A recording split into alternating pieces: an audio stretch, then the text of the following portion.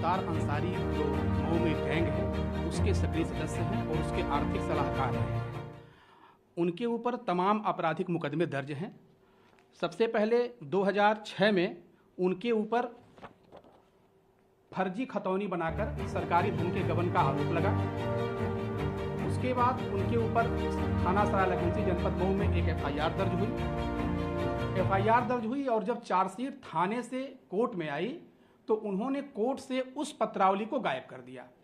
एक बार डॉक्टर विश्वजीत सिंह से पूछिए कि उनके उस मुकदमे में पिछली तारीख कब थी और अगली तारीख कब है।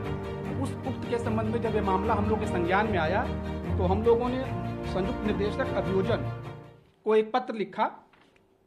हम लोगों ने जो है माननीय मुख्य जिलाधिकारी को संज्ञान में लाया। उसके बाद माननीय सीजेएम महोदय के संज्ञान में पत्र गया और उसकी जांच चल रही है। सबसे पहले न्यायालय से पत्रावली जो गायब की गई उस पर अविलंब एफआईआर दर्ज हो, क्योंकि वो एक आपराधिक व्यक्ति है। दूसरा, उस व्यक्ति ने अपने माता पिता को मारा पीटा, जिसके संबंध में थाना सरायरकंसी में एफआईआर दर्ज है। विश्वजीत सिंह ने अपने माता पिता को मारा, मेरे माता पिता को मारा पीटा, उसके संबंध में एफआईआर दर्ज है। श्री विश्वजीत सिंह ने जियो जो ब्रांच मैनेजर है उसको जान से मारने की धमकी दी। कोतवाली मऊ में उसके खिलाफ एफआईआर दर्ज है। उन्होंने हमारे माता पिता को इतना प्रताड़ित किया कि हम लोगों को सीनियर सिटीजन एक्ट के तहत हाई कोर्ट से रिलीफ लेना पड़ा। ये देखिए आप, हाई कोर्ट के आदेश हैं। और ये व्यक्ति जो है जबरन वसूली करता है। मुख्तार अंसारी गैंग का व्यक्ति है। मैं तो बहुत छोटा आदमी हूं। इसने जियो इंडस्ट्री, इस देश के सबसे बड़ी जो उद्योगपति हैं, उनके ऊपर आपराधिक मुकदमा दर्ज करने के लिए और जबरन वसूली के लिए एफआईआर दर्ज किया मऊ के कोर्ट में जो है एफआईआर दर्ज करने की, ताकि कुछ वसूली कर सके, चूंकि ये इस तरह की आदत करता है। इसी तरह इसने जो यमुना एक्सप्रेस वे जो गौर संस ने बनाया है, गौर जी ने, उनके ऊपर भी मऊ में आपराधिक मुकदमा दर्ज कराया कि इन लोगों ने मेरे साथ ये किया वो किया। इसका काम है पैसों के लिए दबाव बनाना और ये एक अपराधी व्यक्ति है। मुख्तार अंसारी गैंग का व्यक्ति है। विगत 5 दिनों में इसके फोन की डिटेल निकलवा ली जाए। जितने भी राष्ट्रद्रोही लोग हैं, जितने भी समाजद्रोही लोग हैं, इसके संपर्क में। अब मैं अपने विकलांगता के संबंध में आपसे बताना चाहूंगा। इसने 2021 में सीएमओ मऊ को एक प्रार्थना पत्र दिया कि प्रशांत कुमार सिंह ने जो प्रमाण पत्र लिया हुआ है वो फर्जी है, क्योंकि इस पे दिन अंकित नहीं है और उस पे डॉक्टरों के हस्ताक्षर नहीं है। जब सीएमओ मऊ ने वो पत्र देखा, चूंकि इसने जो है फोटोकॉपी करा के छद्म जो है कागज बनवाया, एक छद्म प्रमाण पत्र बनवाया और उसके आधार पे एप्लीकेशन दे दिया।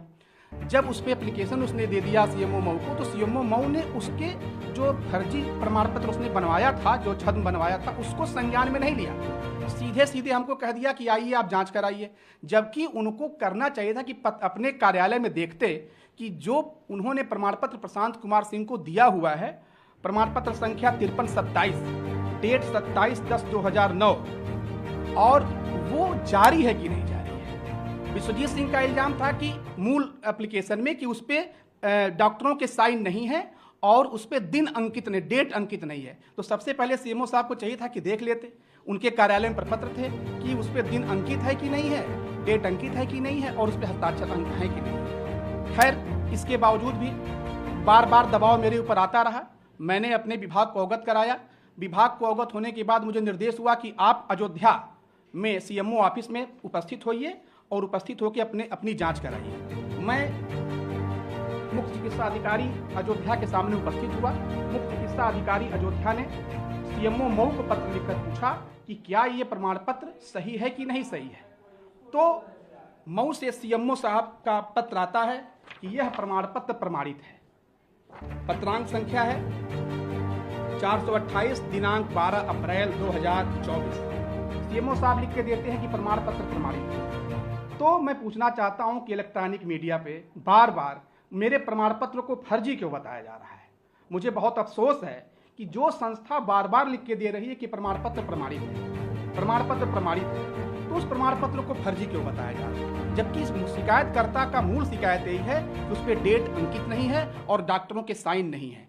तो सीएमओ साहब उसको देख लिए होते कि उस पर डेट अंकित नहीं है, कि उस पर डॉक्टरों के साइन नहीं है। यदि ये तथ्य उस पर होते, अगर डॉक्टरों के हस्ताक्षर न होते और डेट अंकित न होता तो मेरा प्रमाण पत्र फर्जी होता, उस कार्यालय से मेरा प्रमाण पत्र निर्गत न होता तो मेरा प्रमाण पत्र फर्जी होता। लेकिन मेरा प्रमाण पत्र वही सीएमओ कार्यालय बार बार कहता है, 1000 बार कहता है कि मैंने जारी किया है, और लेकिन मेरे मीडिया पे मेरा मान मर्दन किया जा रहा है, क्योंकि एक अपराधी व्यक्ति जो मुख्तार अंसारी का अत्यंत करीबी है और जिसके ऊपर तमाम आपराधिक मुकदमे दर्ज हैं, जो मुख्तार गैंग का आर्थिक सलाहकार था, वो एक्सपर्ट है, वो पेपरों को दबाव बनाने के लिए एक्सपर्ट है। मैंने आपको बताया कि वो रिलायंस इंडस्ट्री पर मऊ के कोर्ट में मुकदमा किया, अपर कोर्ट, लोअर कोर्ट में खारिज हुआ, अपर कोर्ट में खारिज हुआ और हाई कोर्ट में भी खारिज हुआ। उसने गौर संस पे मुकदमा दायर किया 356(3) का कि ये आपराधिक मुकदमा दर्ज हो। ये चूंकि उसके साथ उठता बैठता था, बड़े बड़े लोगों को टारगेट बनाना, अभी हमारे गांव में आप पता लगा लीजिए, वो गांव में जो जमीनें बिकती हैं उस पर जबरदस्ती विवाद बनाता है, कहता है कि ये जमीन हमारी है। अभी हमारे गांव में पता लगाइए, गरीब जो गुप्ता वर्ग के लोग हैं, गरीब लोग हैं, उनकी जमीनों को जबरदस्ती जाके 100 नंबर पे डायल कर देगा और करने के बाद जो है वो बुला लेगा और जो है उस पर विवाद पैदा करता है। इसकी जांच करा लें। और ये अपराधी व्यक्ति जो कि अपने माता पिता को मारा पीटा है, जिस पे मुकदमा पंजीकृत है, ये व्यक्ति जो फर्जी खतौनी लगाकर मुख्तार अंसारी और जो है इन लोगों से पैसा लिया हुआ है, जिसका मुकदमा दर्ज है लेकिन पत्रावली न्यायालय से गायब करा दी गई। सबसे पहले न्यायालय इस तथ्य को संज्ञान में ले और अविलंब पत्रावली गायब कराने के जुर्म में उसके ऊपर एक नया मुकदमा दायर करे।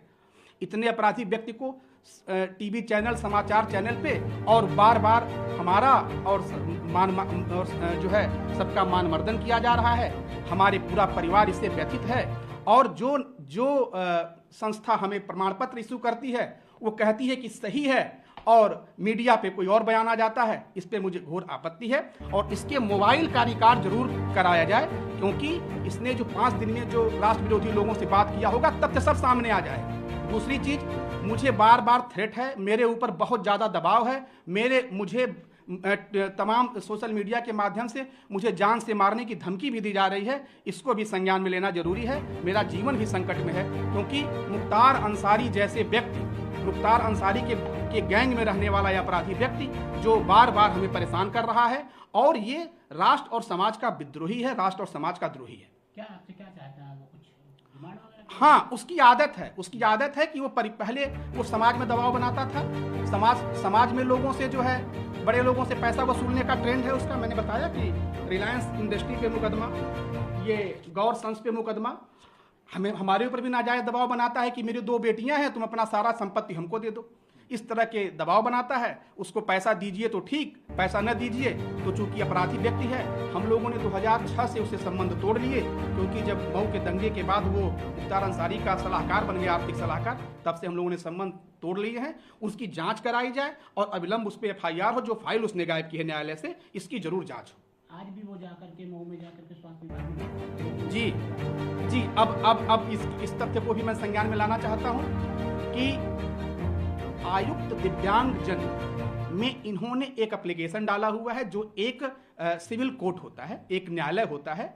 मामला न्यायालय में लंबित है और मामला जब न्यायालय में लंबित है, ऐसे क्रम में आज मुझे अभी 2 घंटे पहले एक मैसेज आता है कि आप 2 बजे आजमगढ़ उपस्थित हो जाइए। तो मैंने जो है बताया उनको कि मैं तो आ नहीं सकता और मामला जो है आयुक्त दिव्यांग जन के न्यायालय में है, तो कोई भी चीज़ जब कोर्ट में प्रोसीजर में है तो उसको मुझे कहना उस पर जो है नाकाफी होगा, मुझे उस पर बोलना होगा।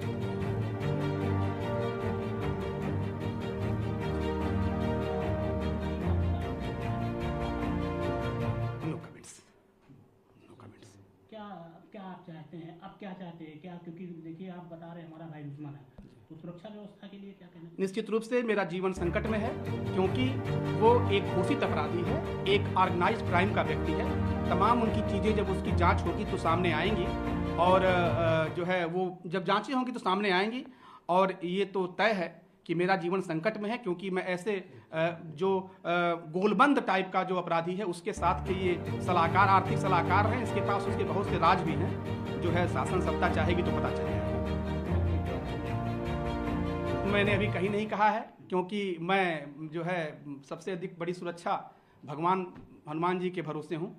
और फिलहाल अभी मेरे पास जो है लखनऊ से आया हूँ तो मेरी सुरक्षा है, लेकिन थ्रेट तो है, जीवन पे तो है ही है। जी, मैं अपने नियमित कार्य को किया, अपने कार्यों को कर रहा हूँ, अपने दायित्वों का निर्वहन करूँगा और राजस्व की वृद्धि हेतु कार्य करता रहूँगा। राज्य सरकार के लिए अपना जो सबसे उत्तम हो सकता है दूंगा। वो इतना दुस्साहसी है कि इतने के बावजूद भी कल शाम को मेरे व्यक्तिगत घर पे जो मेरा प्रमाइसिस है, जो मेरे नाम से है, उसमें जबरदस्ती घुसा। वो तो गांव के लोगों ने जब उसका वीडियो बनाना शुरू किया तो घर से भगा। अगर मेरे वृद्ध माता पिता वहाँ पे रह रहे हैं, अगर उनके साथ कोई घटना हो जाएगी तो उसके लिए सीधे जिम्मेदार होंगे। देखिए, इतने के बावजूद ये व्यक्ति हमारे घर पे घुस रहा है और जब गांव के लोगों ने वीडियो बनाना शुरू किया तो वहाँ से भागा है।